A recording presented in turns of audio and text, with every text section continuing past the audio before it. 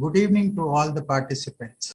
Stock market is a beast which needs deep understanding, not only to generate returns, but also to protect the returns already made.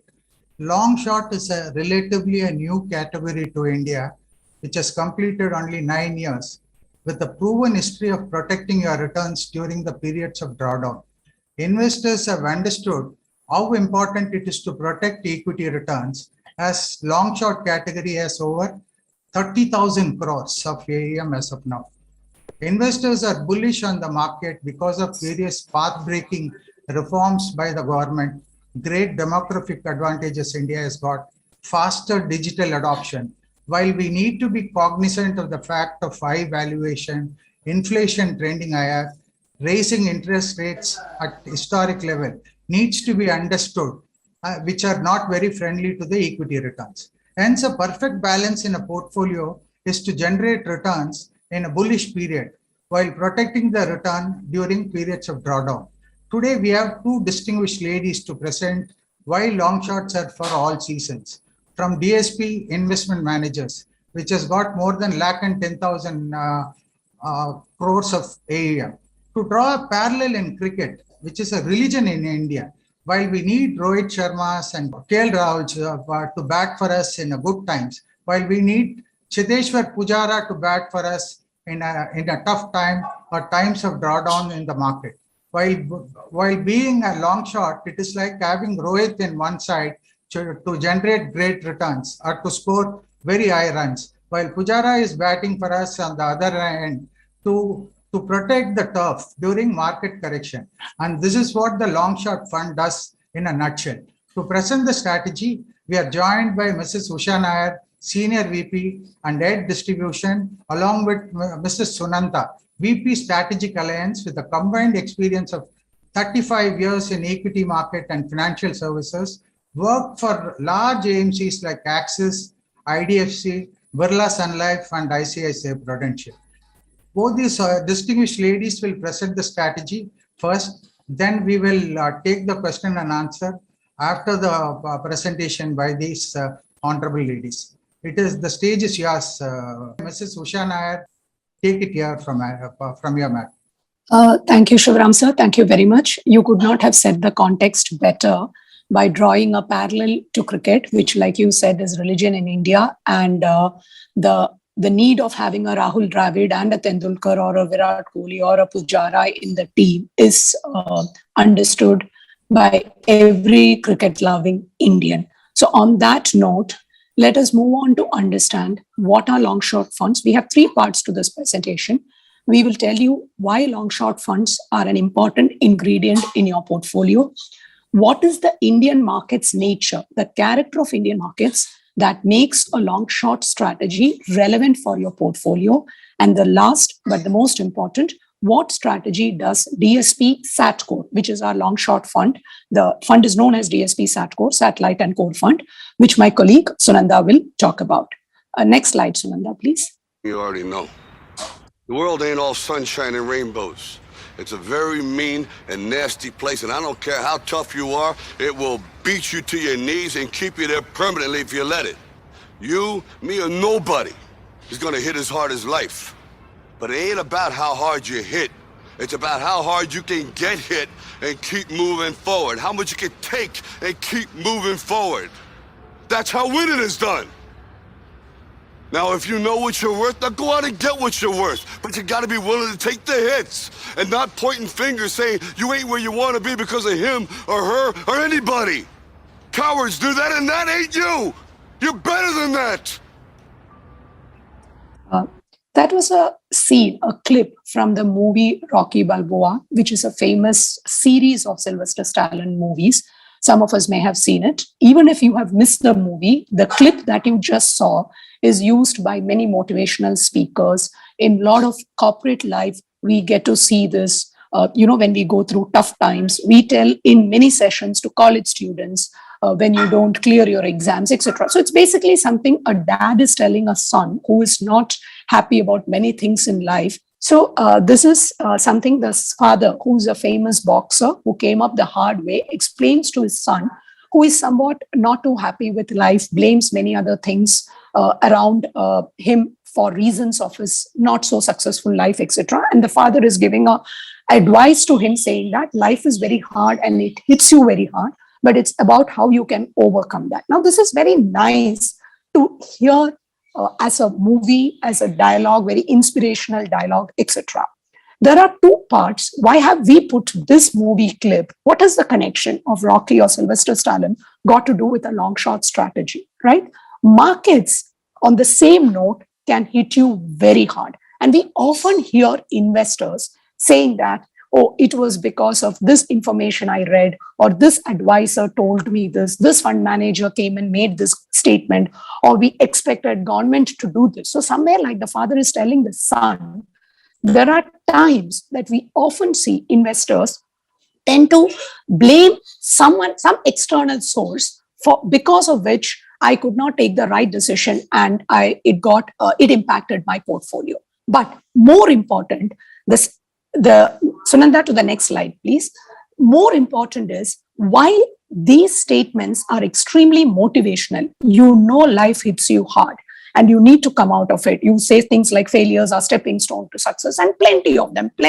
We have heard from our childhood, we tell our children, we tell in our business relationships with, to our employees, to our juniors, so on and so forth. But unfortunately, the human behavior, the reality of a portfolio management is very, very, very small percentage, maybe in decimals. Such a small percentage of people can take the hit. If life gives you hit, market hits you equally hard. But getting over that, in spite of all the motivational clips that you watch, all the TED Talks that you listen, all the Warren Buffett, Peter Lynch, or the gurus of investing books that you read, it becomes very difficult. What does this slide show you? It basically tells you almost in the last 15 to 20 years, Indian markets have a history of more than 40 years. 1979, Sensex was formed. We are not talking about the entire 40 years. We are just telling you most of the audience who would be attending the session would have an idea about the last 15 years of the market. We are talking about the last 15 years of the market. There has been 6 occasions where your portfolio has got very badly hit the way in the movie the father is telling the son. There was a correction in 2006-7 before the 2008 correction happened of about 20%. Then the famous global financial crisis where markets fell almost 55%. Then you saw something in 2012, which was, that bad phase of Indian governance, the scam-ridden Indian economy, and so on and so forth, about 25%. Subsequent to that, in 2016-17, we saw a correction after the Modi rally that happened, etc., about 20%. And then in 2018, we saw a correction, which was the pre-IL&FS correction. And of course, the recent one, which was about 30% correction that we saw in 2020 March. Now, each of these occasions, you have come out well. The markets have done well, portfolios have recovered, etc. But taking that hit 6 times or 7 times in your investing journey of 15 years of 20%, 30%, a portfolio of size 5 crores going down in value by 1.5 crores. You see your portfolio value at 3.5 crores. No level of motivation will be able to help you overcome those sleepless nights that will come after that. And hence, while we all know there is a volatility in the market when you invest, capital markets are meant to be volatile, and it is that volatility which translates to better returns. What is also important is to know how can I manage those hits not too badly and come out far more successfully, because the next slide will tell you what is the fundamental premise on which we invest. Just like you can see on the screen, there are 3 modes of communication that we are showing. We are showing you an airmail letter, envelope or a postal letter cover. Then we are seeing the sample of an email, and then we are seeing the logos of Twitter and Instagram. Now, in the last 15 or 20 years, each one of us in this session have gone through all 3 modes of communication. We have written letters, we have received letters, we have written emails, we continue to do emails, but we are also on Twitter, Instagram, Facebook, Snapchat, so on and so forth. Now, what does all of this do? It all meets one basic criteria the human mind and heart has, which is to stay connected. That's what it is. In an era where I could not reach to my cousin, my friend, my family, and I was living somewhere far away, I used the mode of writing letters. Then when emails came into being, I used it for, and even official communication. That was also through mode of letters and communication. We would send letters to your corporate office, to government offices, to different branch offices, etc. So personal and professional communication was mails, the postal mail. Then came the email system. We adopted it for communication officially. We adopted it for communication personally. We also used all these platforms, the social media platforms, for promoting business, for sharing information about this session. It's on Facebook, it's on Twitter, it's on various platforms. You would have got a WhatsApp message, you would have got an email. We have told our colleagues and partners that a session with PMS Bazaar is happening today. So all modes of communication happens. But fundamental premise, your method is changing, but your need is not changing. Your need is to stay connected. The same is true. That is why we call the title for the slide Foundation versus Facade. My foundation of a building can never be weak. The facade, the outer structure, the construction, the design, the architecture can change. It can be European, it can be Italian, it can be Indian, it can be heritage, whatever it is. But you will never think that fundamentally I can have a building with a weak foundation. Similarly, the need of investment is to protect your capital, is to grow your capital, and to pass wealth at an individual level for intergenerational transfer. That need does not change. But the route I choose to meet those goals, retirement, passing wealth to your children, buying a house, whatever it is, or making my money grow further, that need remains constant. The route I took about 20 years back, the route was PPF, FDs, LIC policies, etc.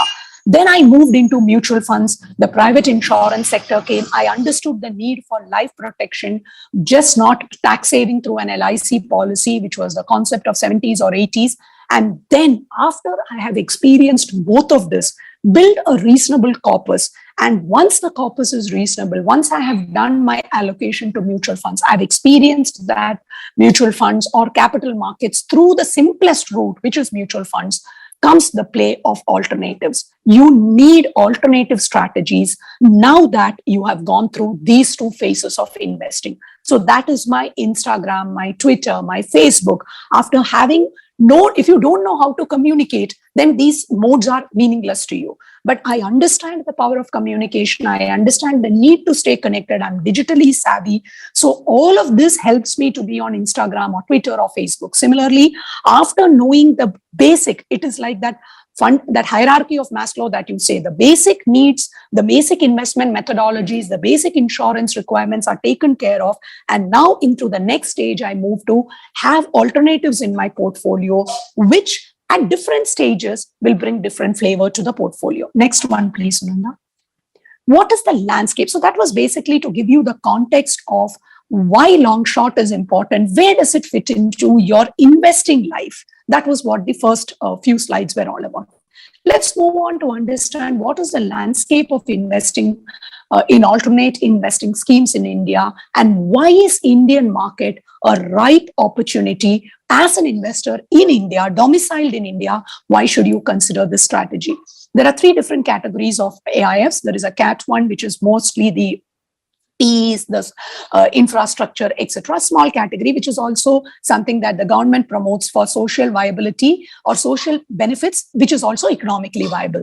Then there is a CAT 2, which is a very large segment, which is real estate, many of those distressed assets, AIF, etc. comes into place. And the CAT 3, which is what we are talking about, the long short funds, the long only equity participation, a little more advanced, nuanced participation that a sophisticated investor would want over the typical mutual funds. All of that comes into CAT 3. And like Shivram said in his introduction, the long short within the CAT 3 itself is a fairly large one with about 13,000 crores of assets under management. So it's a fairly large pool of money of individuals like you that is getting managed in a short span of time. That's also something that Shivram had referred to. Next one, Sunanda.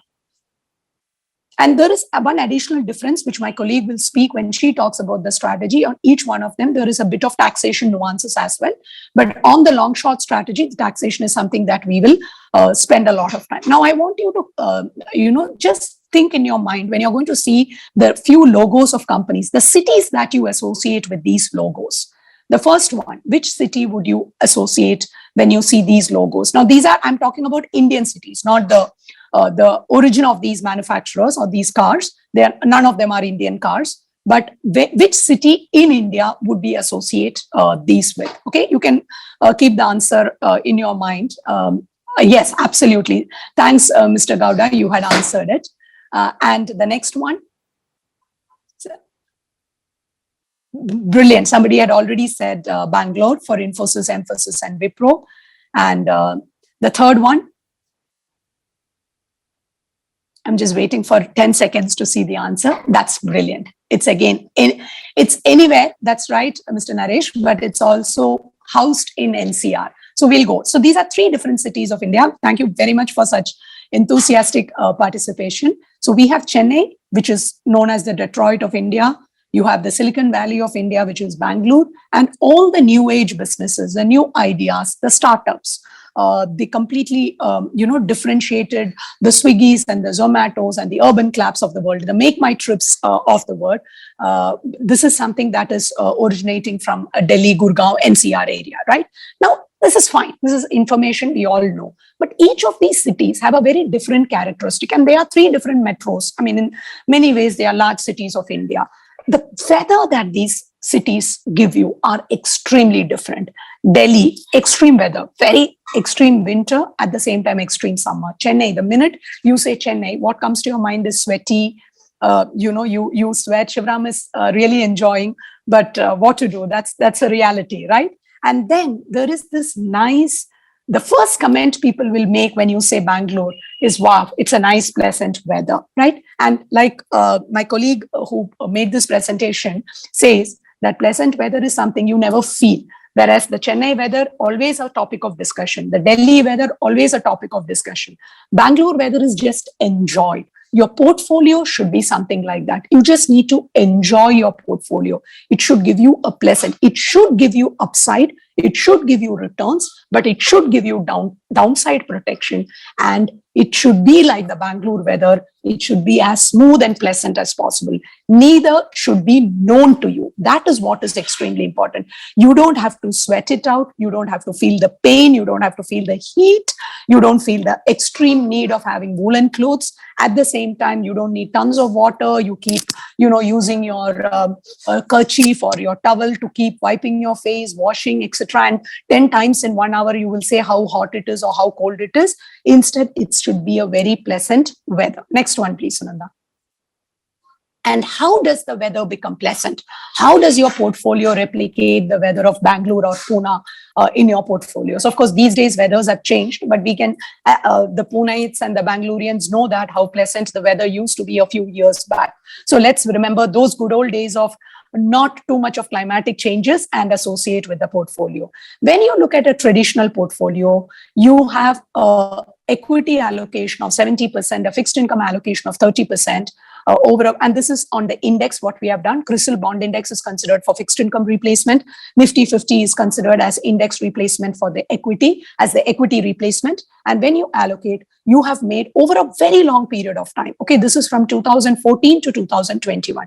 We have taken during the period, which is 7 years, the history of DSP's alternate fund. The return is close to 13%. Your risk, which is measured through standard deviation, is about 12%. And we measure something called return per unit of risk. For every unit of risk that you take, how much of return that is generated. That's a standard ratio that you measure to know what is the risk associated with your return. It is like saying, I can drive at 100 kilometers per hour and reach a destination, but then the chances that you may meet with an accident is higher. On the contrary, you drive at a moderate speed and maybe reach at 1.5 hours. That journey is a little more smoother. So when you consider a traditional portfolio without alternatives, this is how the portfolio behaves. Now let's make a portfolio to bring the weather pleasant, the portfolio more appealing. You add a 20% to your alternative strategy. So what did I do? I reduced 20% from my equity, and I reduced 20% from fixed income. So 70% became 56%, and the 30% became 24%. That 14 and 6 that I carved out, I added to the alternatives. And that enhances the return. Now, when I show you the return in the subsequent slides, when my colleague will share, you will know that the alternative fund does not perform better than an equity fund. But the drawdown, the risk-adjusted nature, the Rahul Dravid example that he quoted in the opening remarks, that makes all the difference to the portfolio. The return on the portfolio suddenly goes up by 1.5%, and the risk gets reduced by 3%. So on a 12%, 25% reduction in risk happens with an enhancement of 1.5% or 1.3% extra return. And my risk adjusted, the unit goes up almost by 40%. That is, we will re-emphasize this aspect multiple times during the session, because our aim is maybe a percentage or percentage and half improvement in return, but reduce the volatility, give you that downward protection, that parachute, that airbag, that seat belt with such quality that your portfolio should not go through any bad times, or in the bad times, it should be so rock solid that you don't realize that your portfolio has high risk, high return assets in it. Next one, Sunanda. Another example of the pleasant weather, a sharp drawdown, the recent 2 sharp drawdowns that you can remember. One is 2015 to 16. You can see the market fell 8%. There is that 1 year, 2015 to 2016, Indian market Nifty fell 8.8%. In that period, this fund, which is the alternate fund that we are showing you, moved up about 13%, and post expenses and taxes, it gave you a return, a 1-year return. So when my 50% of my portfolio has fallen 80%, there is 20% of my portfolio that has gone up 6.5%. The combined impact of that is what you saw in the previous slide. The recent crisis, which is much more in memory, fresh in memory for us, April 19 to March 20. And please remember, April 19 to March 20, we didn't fall consistently. The fall was so sharp only in the month of March. And that is how markets are. It is never a linear movement. It is a sudden, jerky movement. Market fell 25% in 1 month and made the whole year's return wipe out. Or it fell more than 30-35%, making the 1-year return to be down by 25%. My 100 rupees is worth 75%, 75 rupees when I look at it on March 31st, which is really disheartening. And at that point of time, an alternative fund, 20% had I had it in this fund, was up 11%, adjusted for taxes about 4.5 to 5%. Next one.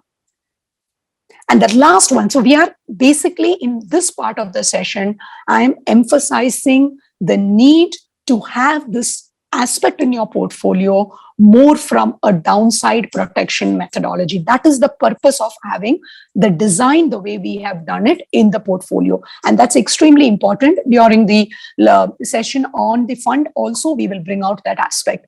A same concept shown slightly differently. A CRISIL short-term index, which is one of my assets that I use in fixed income equivalent. You invest in equity represented by Nifty TRI, gold, a physical asset, but with a very different behavior that you do. And then there is this alternative fund, which is there in the portfolio. Now, if you see a rolling return over a 2-year, the standard deviation obviously is relatively lower compared to other assets, be it gold or equity. More important, over a 2-year period, this asset never has given you a negative return, which is something that you cannot claim when you sell an equity fund. The fundamental nature of the product is such that it gives you ability to generate positive returns over a period of 3-year, 2-year cycle with much less drawdown. So all these 3 slides that I shared on the risk-adjusted contribution by adding a 20%, comparing the 2 sharp market drawdowns and this, all of them lean to one point, which is less downside and hence better upside behavior over a long term. Next.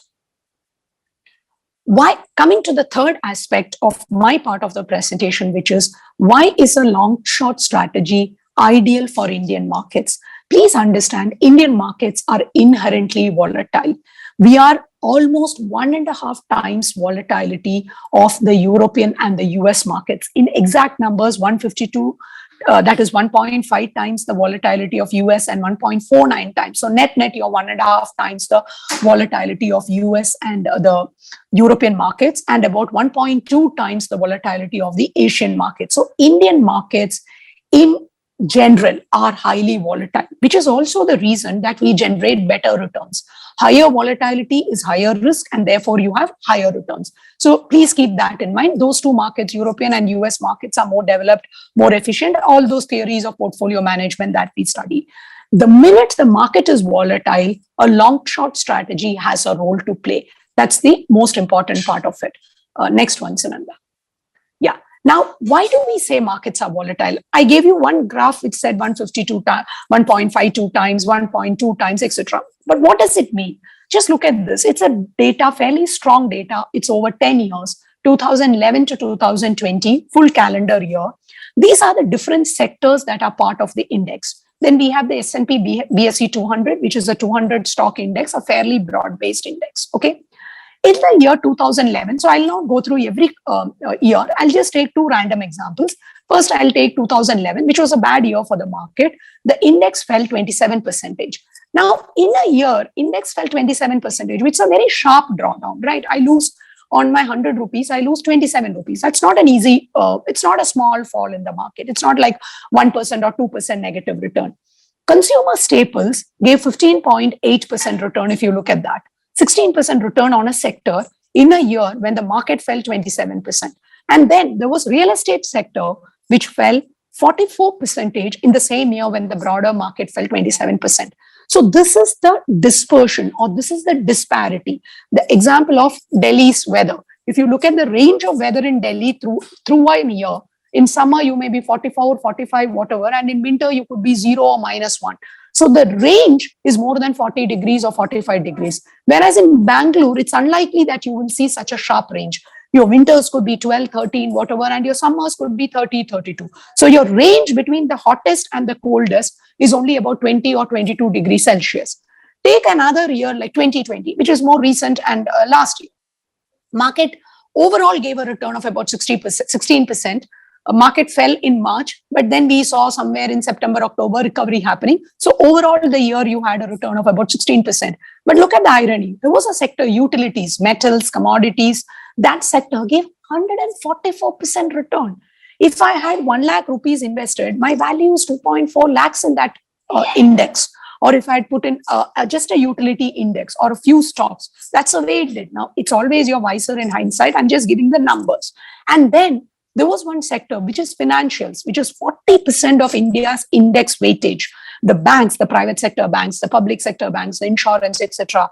That sector was up 2%, 2.7%. So the gap between the best and the worst is more than 140%. Whenever a gap of this, now this is not something that you will see with such range or such dimension when you look at the global markets. They are little more concentrated. So they would demonstrate more a Bangalore weather change behavior, whereas we in every calendar year in the Indian market, good or bad, we will show this behavior of extremes, being somebody being extremely bad and somebody being extremely good.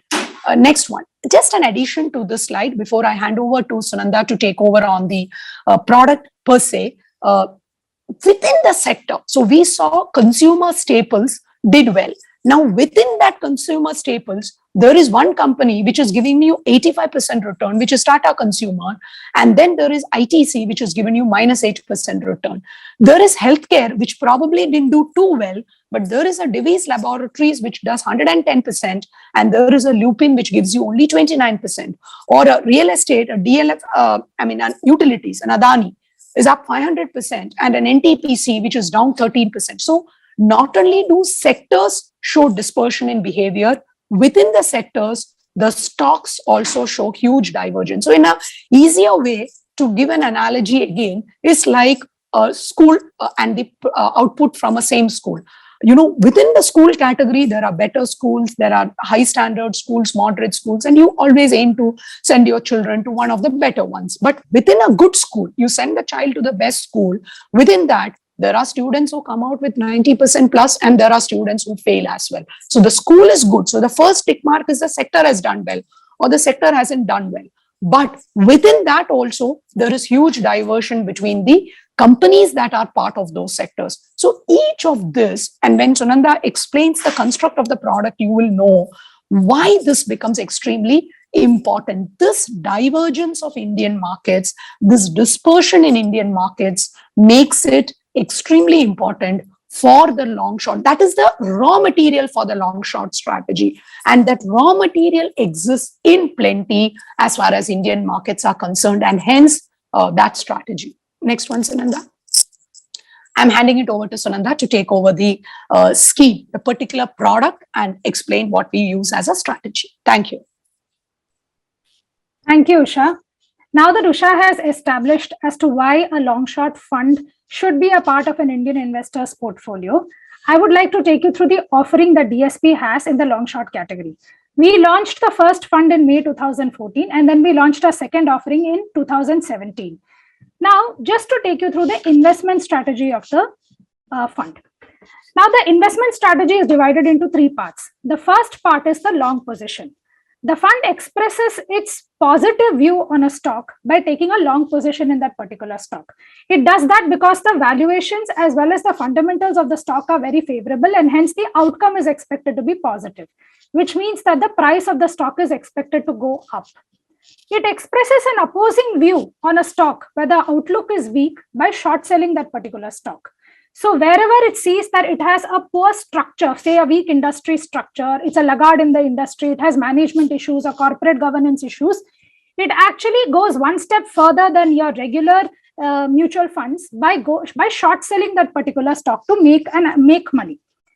The third and the most important and probably a differentiating factor for DSP Satco vis-a-vis the other long short funds in the industry is that it uses options to hedge the portfolio. And it does that irrespective of its view on the market. Typically, what happens is everybody hedges the portfolio when you've got a bearish view on the market. But the fund does that irrespective of its view on the market across market cycles. And it does that by taking index options. So just like Shivram sir was explaining in the beginning of the presentation, and he was using a cricket example, so I'll do that for a cricket team to actually be successful, you need a combination of an aggressive as well as a defensive play, which is what the investment strategy of this fund is. It has an aggressive, it takes an aggressive position by going long as well as short selling stocks, and it does its defensive play by hedging the portfolio. Furthermore, the portfolio of the fund can be divided into two parts. One is the core portion and one is the satellite portion. The name SatCore is actually derived from core and sat. Now, what is the core portion? The long positions, which I was telling you, which is where they are expressing a favorable view on a particular stock, forms the core part of the portfolio. The rest of the strategy, which is your short positions, any stock where the fund has got a view which is lesser than 1 year forms a part of the satellite portion, as well as the options portfolio is part of the satellite portion. Now, another most important fact is that when you are actually talking or listening about long short funds, you will hear this term gross positions and net positions very often. What is gross position? Gross position is nothing but a combination of your long and short. And your net position is actually what is the most important aspect in a long short fund. Your net position is actually the outlook that the long short fund has towards the market. Is it bearish? Is it bullish? When I say bearish, it means does it have a negative view on the market or does it have a positive view on the market? Typically, if net positions are less than 10%, they are considered as bearish. If it's more than 10%, it means that he's at least got a positive view on the market over the long term. That is the structure or the investment strategy of the long short fund and the offering that we have from DSP's side. Now, I spoke to you about put options and I spoke to you about hedging of the portfolio, and I said that we actually are probably one of the few long short funds to do it in the market. Why do we do that? Every put option costs money. Why is it that irrespective of the market cycle, we actually continue to hedge the portfolio? Now, the benefit, and like Usha was talking about pleasant weather, right? The overall investing experience has to be pleasant for us. And the benefit of put options in your portfolio is not visible during bull markets like we are seeing today. Because we obviously believe that our markets are always going to be in the green and the put options are not going to have any role to play.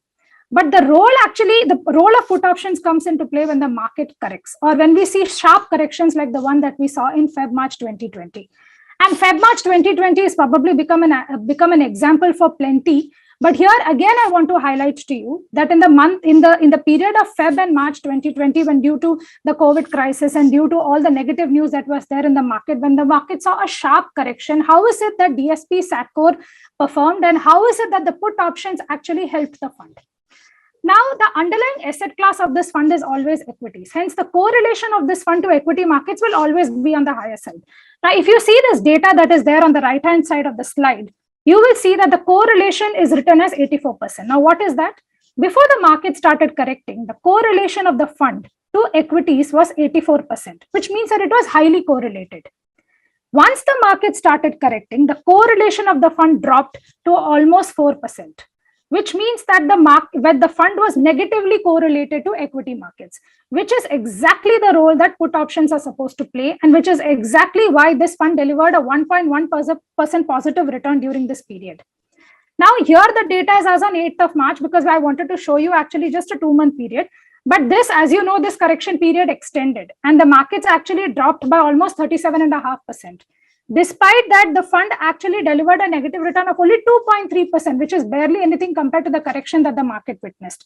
And that is purely because of the fact that the fund actually has put options. So this is a strategy that we follow throughout, and this is what we believe will actually help you have that pleasant weather experience in your portfolio, because markets are volatile, markets will go through ups and downs. The time period that we are seeing today, which is a bull markets, is not going to be the scenario always. You will see market corrections, and which is when the fund actually plays its role to the T of being a hedge fund. Now that I have just given you the investment strategy and how is it that the investment strategy of the fund is done, is managed, I'll just take you through the performance of the fund. Now, since the inception of the fund, which is in May 2014, the fund has seen actually 30 quarters.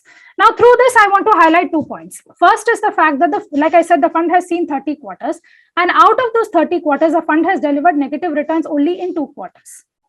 Now, what is even more important is that during these 30 quarters, BSE 200 TRI, BSE 200 actually gave negative return in 7 quarters, which means that 70% of the time, the fund delivered positive returns when the market delivered negative returns. That is the first and the most important point. Second is the investment strategy. What I was talking to you about the fund is that it is designed to give market-like returns or equity market-like returns with much lower volatility. Now look at the figures that I have put up on the slide. The return of the fund, all of you are equity investors and all of you are PMS investors. So you are used to the inherent volatility nature of equity markets. You know what the ups and downs of equity markets are all about. So this particular standard deviation number that you're seeing of 17% is no surprise to you. You already know what it's like. But I want to highlight to you the standard deviation of our fund, which is 3.6%, which is only 1/4 of the volatility of the market. But if you see the returns are almost 55% of the market return. Now, if I want to combine the two, first is the fact that 70% of the time when the market gave negative returns, the fund gave positive returns. And secondly, the fund has delivered 55% of the market return with 1/4 the volatility. Now, as equity investors, and like Usha has been reiterating, the idea is to have an enhanced experience in equity investing. It is not just to be panicking all the time or to feel worried about your portfolio all the time. It is also to understand that over a period of time, you have an experience which is far more pleasant than you would have had you not had this fund in the portfolio. And that is a role that this fund plays. So the absolute return fundamental of the fund, which is the fact that it is supposed to deliver positive returns over a market cycle, and especially in periods when the market has delivered negative returns, it has actually demonstrated that. I just want to take some time over here to explain to you this particular slide. Now, what is an up market? Here we are talking about up market capture and down market capture. What is an up market capture? It's very simple. How has the fund performed during bull market? So when I say how has the fund performed during periods where the market or the index or S&P, BSE or Nifty or anybody gave positive returns? How has it performed? That is what is known as the up market. How has the fund performed during negative markets? For example, during those periods when the market gave negative returns, how is it that the fund has actually performed? Now, what is very, very important is that you must not see both these numbers in isolation. You have to see them together. Any PMS fund or any equity mutual fund which is very, very concentrated on equities will have an upmarket capture which is very high. Typically these capture ratios are given in the, again, say a number of 1. So for example, if the upmarket capture is 1, it means that the fund is 100% in line with the market, or it has captured the rally in the market. Similarly, if the down capture ratio is 1, it means that it has actually fallen as much as the market. So when I say the up capture ratio of the market, for example, what I was saying is, for an equity market or a PMS, for example, will have an up capture ratio which is almost in upwards of 1, which means that it probably, in terms of bull markets, the fund will probably outperform the market. But it will also have a very high down capture ratio. It will have a down capture ratio which is in terms of, say, 0.9, 0.8, which means that if the fund falls, or if the market falls by 10%, the fund will also fall by 8% or 9%. So here, having that understanding, I want to highlight to you these two numbers. DSP Satco has an up capture ratio which is 0.4, which means it has captured 40% of the positive market returns. It is not a very attractive number. It doesn't look very appealing, and it doesn't look very interesting. I have funds which have up capture ratios of 1.04, 1.05. You probably have that in your portfolio. Why should I even look at a fund like that? What you need to do is look at the number which is on your right, which is that DSP Satco has a down capture ratio of negative 0.52. What does it mean? It means that it has delivered positive returns when the market has given negative returns. This is again in continuation of the previous slide that I showed you, and what Usha was also talking about is the fact that the fund aims to actually protect your returns overall. The design of the fund is such that it is supposed to give competitive returns with low volatility, but at the same time, it takes positions in such a way that it actually also protects your returns during market falls. And this data corroborates the fact that when the market had fallen by almost 41%, the fund delivered a positive return of 21.9%. And these are across cycles. These are not, of course, absolute returns. These are across cycles. But the number that you have to pay attention to is the minus 0.52. So just to put it simply, if the market fell by 10%, the fund actually delivered an outperformance of 5%, delivered a return of 5%. And hence, what I want to summarize for this slide is, it not only has it reasonably captured the up move in the market, but it has also generated alpha during market corrections. Now, I will move on to the part of the presentation, which is about taxation. Now, all of you must be familiar with these brands. Some of you may be using it. Some of you, your wives at home may be using it. Apple, as you know, is a premium technology provider. Their products, there are lines outside Apple showrooms when they actually launch or announce new products. And we are always eager to get the new products because they are so premium in terms of their technology. They look so good. They're so easy to use. And hence, Apple has made itself a name in actually as a premium leader in terms of technology. Chanel, as you know, has been in the news recently because they have a CEO now who's an Indian. And Chanel is a premium cosmetics brand, and a lot of your wives at home may be using that particular brand. The one on the right, of course, is Canada Goose, which is a premium outerwear brand, which means that they make jackets, etc., for extreme weather. Now, what is common amongst these? One is a premium outdoor brand, one is a cosmetics, one is a technology provider. What is common amongst them is that they never offer discounts. And they are never on sale. So if you have to actually buy, if you look back, if you think about it, you will find a sale in a lot of brands, but you will not find a sale in any of these three brands. They don't have any kind of, say, a Black Friday sale or a year-end sale or anything of that sort. And why do they do that? Because they believe that they are a premium offering and they have quality, which they believe they don't need to offer discounts. But then as investors and as consumers and as Indians, we are always looking for some sort of a way, right? Some sort of a way to actually maximize the bang for the buck. So how do we do that? We try to figure out some of the offers that Apple has. So for example, Apple has this offer which says that if you sign up with them for a year for upgrades, every time you actually pay them an annual fee and you upgrade your particular phone, you will get some sort of a discount. Or if you're, say, buying two Apple products, you probably might get some sort of a discount on the second product. So they don't at any point of time give you any kind of a sale, but this is how they entice their customers in an indirect way. Similarly, if you've heard of a brand called as MAC Cosmetics, if you buy 6 lipsticks of theirs and if you return their containers, they actually give you a 7th cosmetic. So this is how they act. This is how we can get some sort of an indirect discount. Taxes are also like that. There is no discount on taxes. Absolutely no discount on taxes. And all of you on this attending this particular forum are HNIs, and all of you are paying the maximum marginal rate of taxation to the government, which you all know is at 42.74%, and which is exactly the taxation that category 3 funds were also being taxed at till 2016. All category 3 funds were taxed at MMR, which is maximum marginal rate of taxation, till 2016. What happened, and just to spend a little bit more time, Usha was talking about Cat 1, Cat 2, Cat 3 funds. Cat 1 and Cat 2 funds have got a pass-through status, which means like mutual funds, you take the income onto your books and you pay taxes. Cat 3 never had a pass-through status, which means that you actually pay the taxes at the scheme level itself. And second, that is the first part of Cat 3. Second part of Cat 3 was that it was taxed at maximum marginal rate of taxation, including your long short funds. Basically, a long short funds, just to summarize, were taxed at maximum marginal rate of taxation. Then in Feb 2016, CBDT announced a circular which said that any gains which are arising out of an investment portfolio in a long short could be classified as capital gains.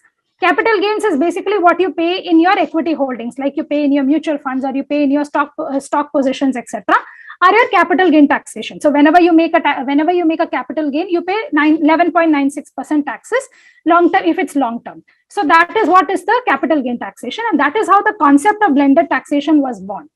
Because now CBDT allowed us to tax a particular portion of investment gains in long short fund as capital gains. We are proud to say that DSP was the first one to launch the fund which had a benefit of blended taxation. DSP SATCOR was launched in 2017.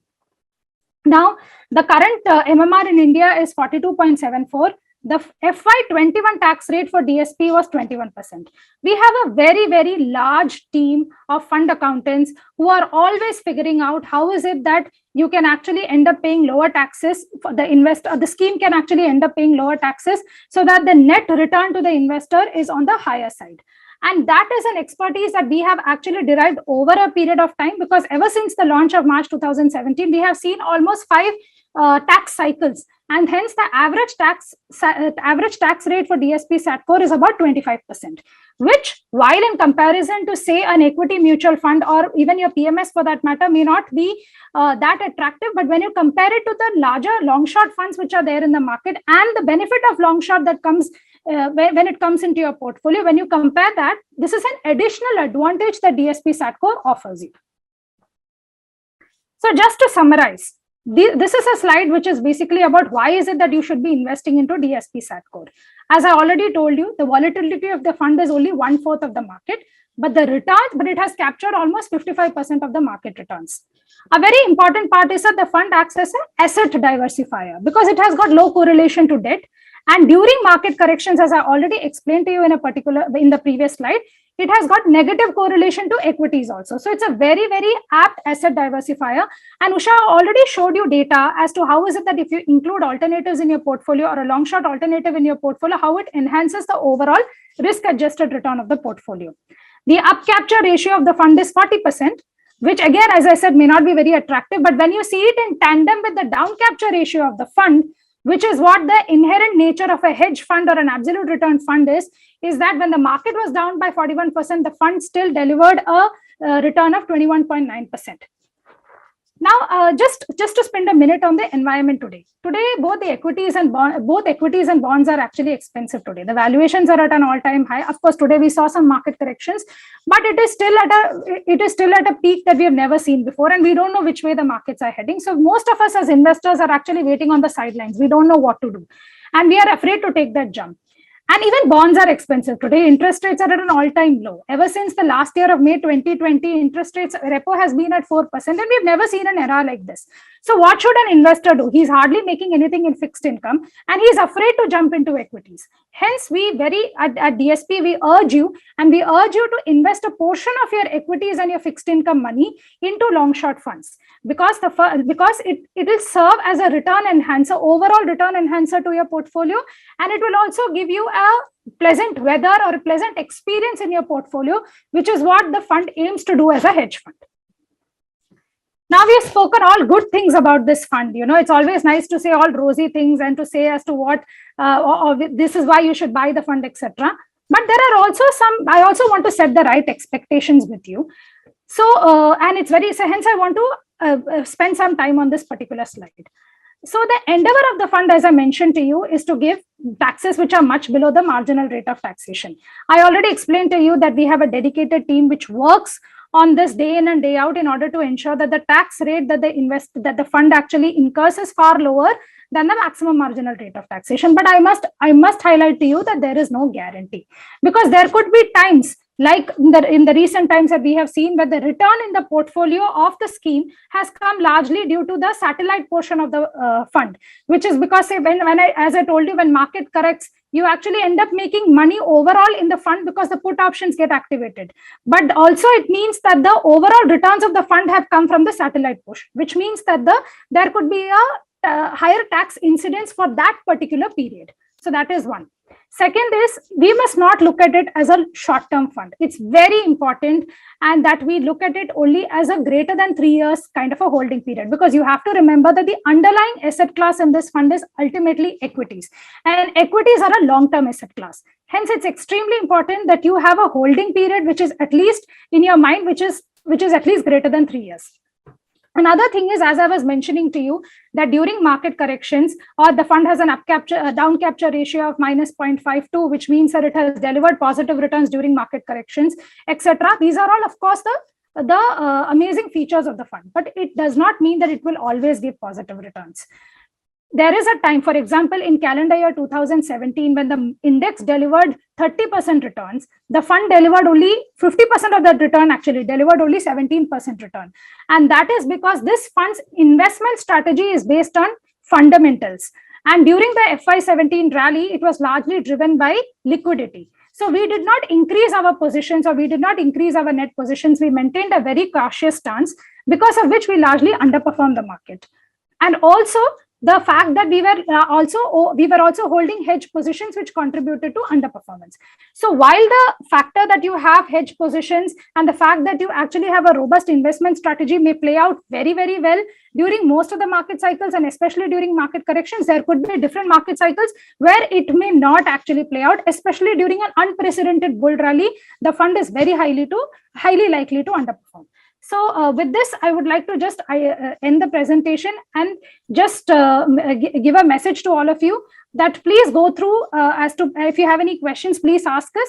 And if you would like to understand a little bit more about DSP SATCode, please ask us. So thank you so much. Sunanda, a lot of questions have come, and Sure. I'll line up one by one. Let me go to the basic one. And what is the investment, the size for this fund? Minimum investment is what someone wants to know. Sure. So the minimum investment size for this fund is 1 crore. And do you have a PMS equivalent for this, is what someone wants to know. Do you have a PMS in this category? No. All right. Okay. And what is the percentage of the portfolio which needs to be hedged to protect from the downside? Suppose a customer has got, say, 10 crores. What kind of amount needs to be put in this kind of a fund to hedge it fully so that the downside risk is protected? Okay, so I'll answer this question. Firstly, it is not dependent on the individual's contribution. The hedging of the portfolio happens on an overall basis. So currently, for example, the AUM of the fund is about 1,200 crores. And as I mentioned to you in the beginning of my presentation, that you have something called as a net position. So the average net position of the fund is about 35 to 40%. And that's how we've been maintaining it ever since for the last 3 to 4 years. Typically, the net position is a indicator of our view on the market. How much are we actually exposed to the market? And that is what net positions are all about. The net position of the fund will be hedged using index put options. And hence, every investor who's coming into this particular fund will have that much of hedging towards the market. Now, as I said, the hedging happens on an overall on an overall scenario for the portfolio and not on an individual basis. Usha, if you would like to add. Yeah, so I'll add two parts to it. Just quickly, two parts to it. If the question was on his 10 crore, what should he allocate to a strategy like Exactly. AIF? Exactly. Yeah, so we would believe that depending on his asset allocation, assuming he's a 70-30 investor, 70% is already given to equity and 30% is to fixed income, depending on asset allocation. A 15 to 20% would be a good mix to consider for a portfolio, at least to begin with a minimum of 10%. And then, you can add up or reduce depending on your size. So a 10 crore portfolio, 10% becomes 1 crore, which is a minimum requirement in any case. So when you are a first time investor and when you want to know the nuances of a product like this, that would be a good bet. In our example, we showed a 20% allocation, how it makes a change to the portfolio. Now, let's say my entire 10 crore is already in equity and nothing much in fixed income. Then I would say maybe a 15% is also a good thing to do from that perspective. And the product-wise hedging, Sunanda has already explained. What kind of profile do you have with the current investors? What are all their common traits, profile you have? Can you enlighten the investors on this? The current customers in this fund? Yeah, so I'll take that question, Shivram. The current investors are largely investors who have experienced the equity investing, who have been part of the market cycle for a couple of years and want to explore opportunities. See, these are new ideas that are coming to the equity markets. If you wanted to do a hedge strategy, if you wanted to protect the allocation, you could not have done that 10 years back. The only choice you had was to sell out from equity, sit on cash. Okay. But when we all grew up and studied finance, we have heard of hedge fund industry of the US, hedge fund managers. So we always wonder, and we also know that they are fairly, different than the fund managers, and very popular, very well-known hedge fund managers, etc. And then you read stories. If you read financial journals or magazines, you get to know they've got an iconic status, some of them, So why do they become so popular? That is also because they allow you to participate in equity, but give you downside protection. You have to understand that this is a product which allows me to put one foot in the asset class, which is risky, which is volatile, but which has got a lot of upside potential, and put my other leg out, which gives me protection through the downside mechanism that was explained in detail. The choice I had earlier was today, suppose I am a client with 10 crores of corpus in equity and my portfolio has gone up by another 40% over the last couple of years and I'm at 10-15 crores. And if I have a negative view on the market, the only thing I could have done 10 years before is to say, okay, sell to my advisor or to my broker. I could have said, sell out, take 10 crores out, 5 crores out, put it in a bank FD, put it in a liquid fund. And don't do anything. Today, I don't have to do that. I can tell him, add 20% to a long short strategy and I bring asset allocation, risk aversion to my portfolio. So that understanding once clients have got, that's the nature of the clients whom we have. Typically HNI clients. And you need a corpus of 5 or 7 crores minimum to put 1 crore into a strategy. Absolutely. That's something that, a 10 lakh investor cannot come and put money into a strategy like this. Yeah. And now leaving the credit risk funds in the debt side, the returns from AAA kind of funds is the returns in the last 1 year is between 3 to 4%. And yes. Can this fund be a replacement to the debt investors is what I wanted to ask. I'll answer this question in 2 parts. First is the fact that, like I said during my presentation, the underlying asset class of the fund is always equity. So the risk in this fund is what typically your equity funds have. So an investor should always come in with that mindset that the risk that the fund carries or the experience that the fund may give him may be very similar to what the equity markets will give him.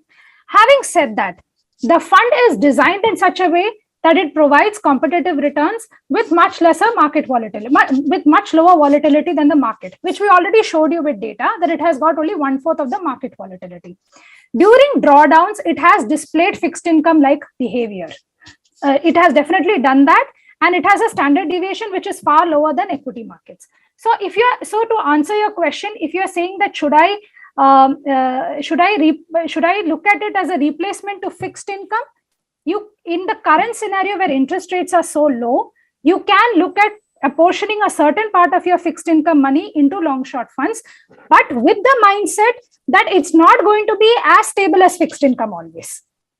That would be my answer to this question. Usha, if you would like to add. No, I'm perfectly fine with that. That's the last sentence is what I would also add again, that come with that understanding that this is not a carbon copy replacement. It will give you less drawdown, but it is not going to be as linear and stable as a State Bank of India FD.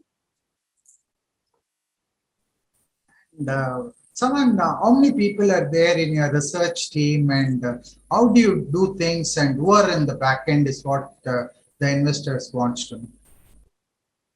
We are a fairly large equity team. We manage, so usually, Shivram, you refer to DSP as a fund house with a lakh+ crore of assets under management. Normally, you see many asset managers with 50-50, 40% in equity, 60% in fixed income kind of an allocation. We are a fund house with close to 65% in equity. So we are relatively higher as a fund house with more assets in equity than in fixed income. That also comes with a lot of investment that we make in the equity team. So we are a 25-member equity team, which is about 4 to 5 fund managers, but an analyst team of about 15 to 16 analysts. I would like to largely believe, and I think it would be correct also, that we would be one of the fund houses with the largest equity analyst team. There are fund houses with much larger in size in equity AUM than us at a mutual fund, plus alternatives, plus offshore money, etc. But proportionate to the size, we are definitely fairly large. We would be covering almost every sector that is relevant in India, in the Indian equity market, through a particular analyst. So that the reason why that is important is we also therefore do a lot of primary research. When you don't invest in equity analysts, what happens is you source your research from the external parties.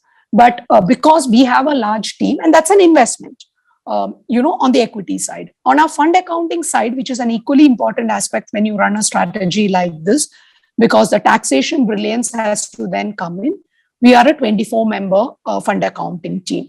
So alternate strategy is also something we have offshore money. We manage a few $100 million on the offshore side. So because of which, there is a large amount of investment that we have made in talent pool management of the strategy. It's a very conscious strategy for us. It's a strategy that we are developing. We have a few foreign mandates where we manage their India allocation through the AIF route. So all of this needs quite a lot of investment in the personnel, in the human resources. And both on the investment and on the accounting side, we have done that. It's a very passionate presentation. And people still asking questions on the taxation. Still, they are not very clear on. Very quickly, one of you can explain how the taxation works, and lots of questions that keeps coming on this particular part. Okay, sure. Okay. So I'll just touch upon briefly on firstly the history. So like I said, like Usha was saying, we have Cat 1, Cat 2, Cat 3. First two ones don't have pass-through status. Third one does not have pass-through status, which means it is taxed at the scheme level. That is the first part. Second part is long-short AIFs till 2016 were being taxed at MMR, which is maximum marginal rate of taxation. Currently, it is at 42.74. A lot of you listeners out there may be incurring that particular tax on your personal income also, because that will be the income bracket that you will be falling into. Since we wanted, in 2017 beginning, in Feb 2016, there was a circular which was released, which said that you could tax a portion of your long-short income as capital gains, and the remaining portion could be taxed as maximum marginal rate of taxation, which means that as against the earlier practice of taxing the entire gains as maximum marginal rate of taxation, now a concept of blended taxation was formed, which means that, for example, if 30% gains came from core portion, I could tax that as capital gains, and the remaining 70% I could tax that as MMR. So the overall tax rate reduced. Since inception of Satcor, which was in Feb 2017, March 2017, when we launched it, and we launched it after our earlier fund because this particular circular was released and we realized that our investors could benefit from it. So after that launch, we have seen almost 4 to 5 tax cycles. We'll be seeing the 5th one now. We have incurred an average taxation which is close to about 25%, which is far lower than the 42.74 tax that a lot of long short funds in the market actually incur. So since the beginning of this fund, so we launched it in March 2017, so incurred its first tax cycle in FY18. The first year we saw 35% taxes because the long positions were not being held for that long. Again, like I said, just like in market cycles, it's very important to go through tax cycles also to actually benefit from this tax regime. In FY19, we saw the taxes reducing. In FY20, we saw a tax rate of about 26%. And in 21, last year, that is in March 2021, we incurred a tax rate of close to about 22%, which is why the average tax rate is about 25%. If you see month on month, you will see actually very different tax rates. You will see some months in which there are negative tax rates because we would have got income actually more from the derivatives portion and not so much from the core positions or our long positions. So typically, like she said, we have a 24-member fund accounting team which works day in and day out in order to ensure that the tax rates are actually minimized such that the fund incurs the least amount of tax that it needs to pay. Just to add one point, more important for all of you who are asking the tax query, to look at this part, which is FY18, FY19, 2021, at least over a year, because in a month, you have different reasons why the tax rates change depending on how the gains have made. And these are not liquid funds where you come in for a month and go out. So more relevant is the 4-year since the fund has come into existence, this structure, the blended tax rate structure fund. This has been the rate of taxation. So our aim is to work in that region. That is very informative. Madam, and we have got some more questions and we are hard pressed for the time now. And I am assuring investors that we will send across your queries which were unanswered to DSP. And in a week's time, I am assuring you that you will get an answer from DSP management so that all your queries will be answered. And in a week where the channel had a first women CEO who was an Indian by chance, and it was very refreshing that in a men's world, 2 women have joined today, and I enjoyed the session very much. And I want to thank both the ladies who have given a very passionate presentation. And I'm very sure that investors also would have got a lot of information and insight about this least understood asset class, that is long short. And for this presentation would have given a lot of clarity to them. And I thank all the investors along with on behalf of PMS Bazaar for joining us. I thank both the ladies who have done an outstanding presentation today. Thank you very much.